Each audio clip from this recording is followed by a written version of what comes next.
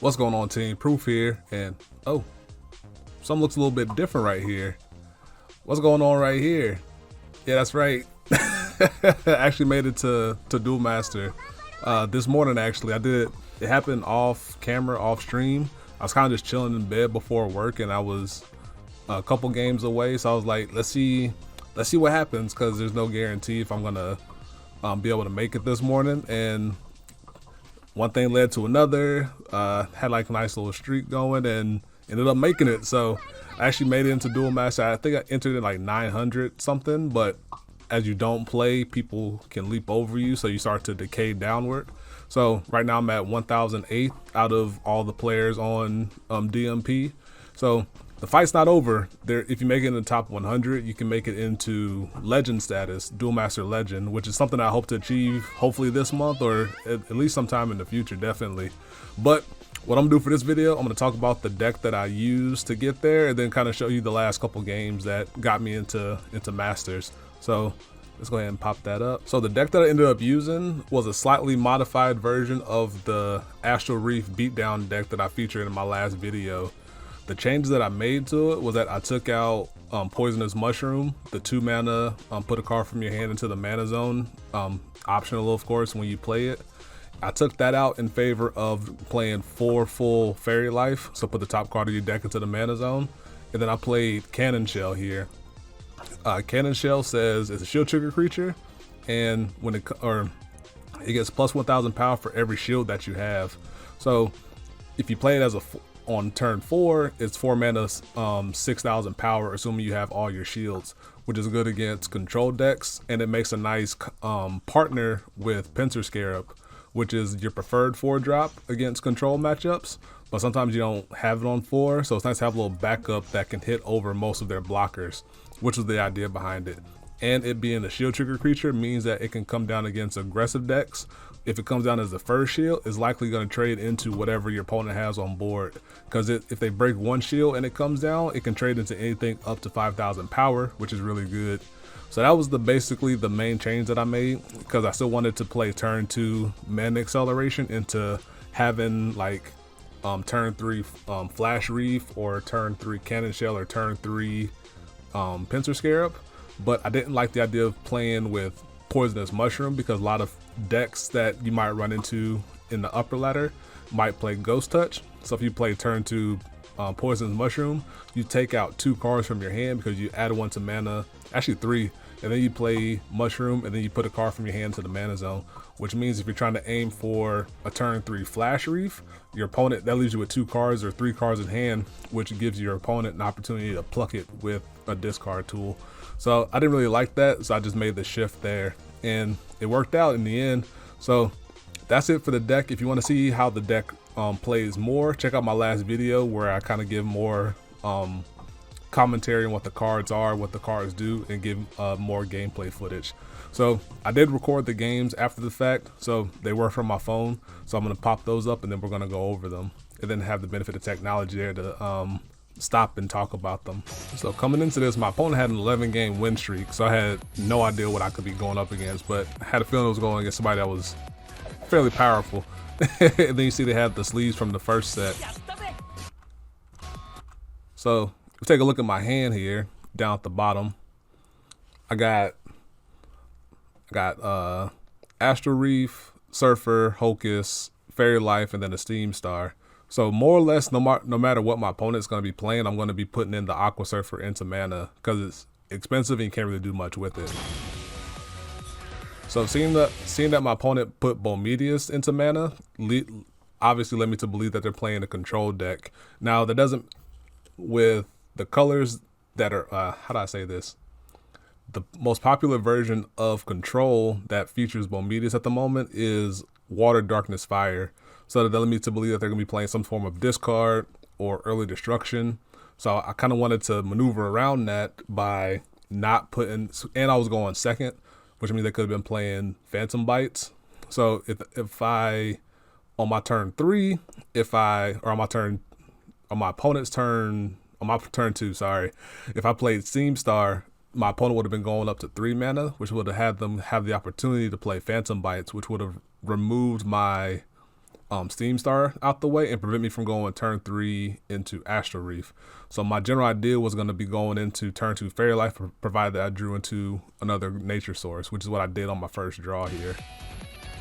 So I put the Aqua Surfer to mana, pass turn.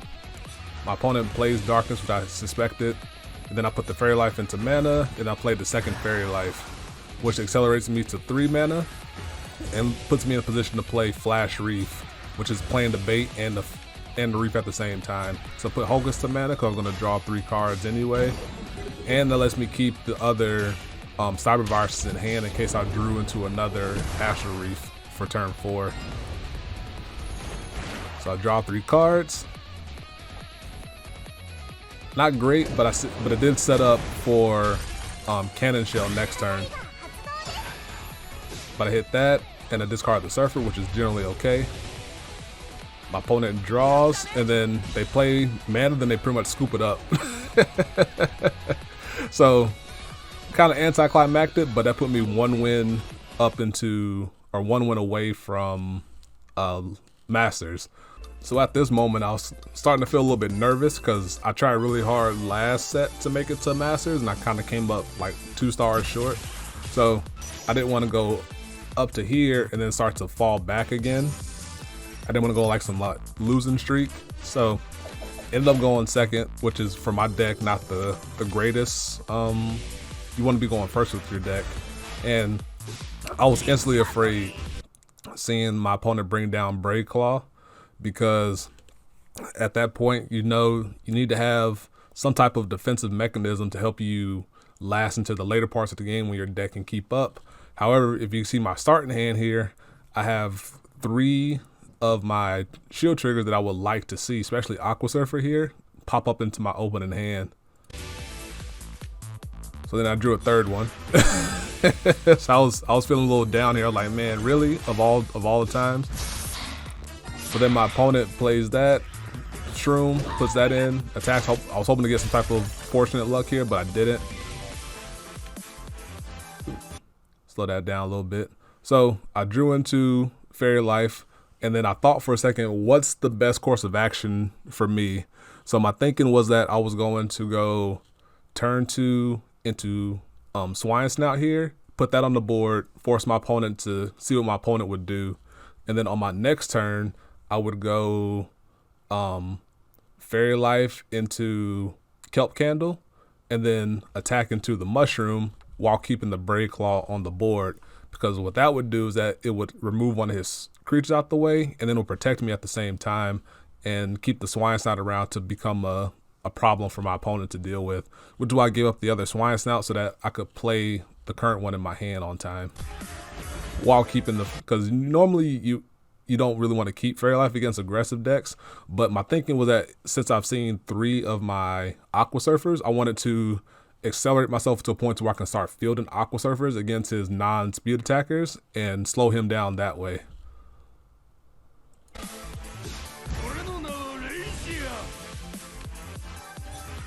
Then my opponent plays Pincer Scarab, which you should know from my deck is gonna be a nice little beefy threat for me to have to deal with.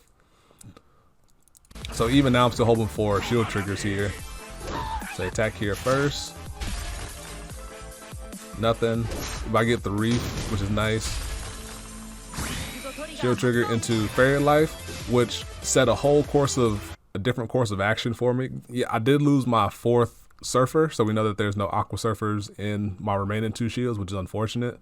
But it did accelerate me to 3 going into my 4 mana, which is, it allowed me to change up what my play would be, as you're gonna see here in a little bit. So I give up the other Fairy Life that I was saving, play Kelp Candle to power up my Piggy, and then this let me play Spiral Slider on his Scarab to get out the way, and it protects my Piggy for next turn. Now here's where I think my opponent definitively lost themselves the game. They opted to go for a Comet Missile to let their Brave Claw through, as opposed to playing, recasting the Pincer Scarab, because what that did, it allowed them to break 1 more shield, yes, but with me having 2 Surfers in hand and me definitely being able to kill the the Braid Claw once it's tapped down, it let me save my Aqua Surfers to be able to keep bouncing his Pincer Scare up if I needed it. So he removes that.